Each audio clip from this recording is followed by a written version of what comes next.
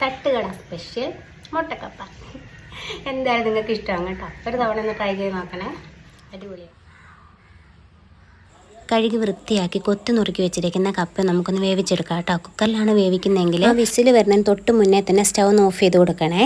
ഇനി ഒരു പാൻ വെച്ചിട്ട് പാനിലേക്ക് വെളിച്ചെണ്ണ ഒഴിച്ചതിന് ശേഷം 2 എഗ്ഗ് എടുത്തിട്ട് അതൊന്ന് സ്ക്രാമ്പിൾ ചെയ്ത് മാറ്റി വെക്കാം കേട്ടോ. എഗ്ഗിൽ ഉപ്പ് ചേർക്കാൻ ആരും മറക്കല്ലേ. ഇനി അതേ പാനിലേക്ക് തന്നെ വെളിച്ചെണ്ണ ഒഴിച്ചതിന് ശേഷം കടുക് പൊട്ടി വരുമ്പോൾ വെളുത്തുള്ളി, പച്ചമുളക്, കുഞ്ഞുള്ളി ഇവ മൂന്നും ഒന്ന് സോഫ്റ്റ് ആകുന്നത് വരെ ഒന്ന് വഴറ്റിയെടുത്തിട്ട് ഇനി അതിലേക്ക് നമുക്ക് വേണ്ടുന്ന മസാലകൾ ചേർത്ത് കൊടുക്കാം കേട്ടോ. ആദ്യം മഞ്ഞൾപ്പൊടി, അതിനുശേഷം കുരുമുളക് പൊടി, പിന്നെ ഗരം മസാല.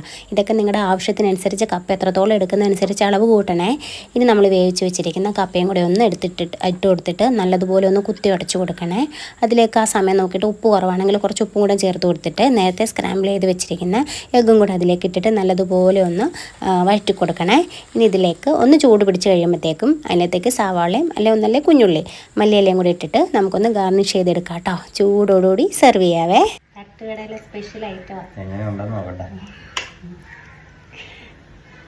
ഈ ഉള്ളിയും ഇതൊക്കെ വെച്ചിട്ട് കഴിക്കണമെങ്കിൽ ഒക്കെ ടേസ്റ്റ്